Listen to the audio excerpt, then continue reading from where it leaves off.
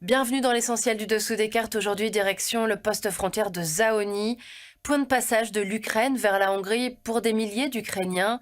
On est ici à moins de 300 km de Budapest, la capitale hongroise, où le dirigeant Viktor Orban tient désormais un discours d'accueil vis-à-vis des réfugiés ukrainiens, lui qui mène pourtant depuis 2010 une politique migratoire ultra restrictive.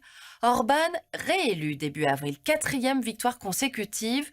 Depuis 12 ans, le patron du Fidesz impose à l'Union européenne son modèle, qui contredit certains des principes fondamentaux des Européens. Sortons nos cartes. La Hongrie a pour voisins l'Autriche, la Slovaquie, l'Ukraine, la Roumanie, la Serbie, la Croatie et la Slovénie. Comme la plupart des pays de l'ancien bloc de l'Est, elle embrasse dans les années 90 la démocratie, rejoint l'OTAN en 99 et adhère à l'Union européenne en 2004. Mais aux législatives de 2010, les partis traditionnels sont balayés par la formation conservatrice de Viktor Orban.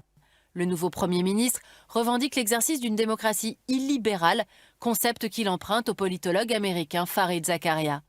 Cette pratique politique se caractérise le plus souvent par le fait de procéder après l'élection à une réforme de la Constitution ou encore à une limitation de l'indépendance du système judiciaire et de la liberté des médias. Bruxelles a d'ailleurs déclenché contre la Hongrie la procédure dite de l'article 7 qui peut conduire à la suspension du droit de vote d'un État membre.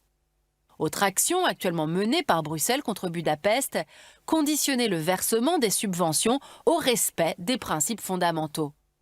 Orban qui a pris la tête du groupe de Visegrad. Avec la Pologne, la République tchèque et la Slovaquie, il partageait jusqu'à récemment des positions communes, notamment sur des politiques discriminatoires à l'égard des populations étrangères, avec par exemple le mur en barbelé édifié en 2015 à la frontière sud de la Hongrie sur la route des migrants. Ce groupe de Visegrad se retrouvant également sur le non-respect de certains fondamentaux démocratiques, contre-pouvoirs, médias, minorités. Sauf que depuis le début de la guerre en Ukraine, Budapest et Varsovie sont aux antipodes, tandis que la Pologne est le premier allié de l'Ukraine. Viktor Orban continue d'afficher envers et contre tout sa très grande proximité avec Vladimir Poutine. Voilà l'essentiel du dessous des cartes, c'est fini pour aujourd'hui. À bientôt.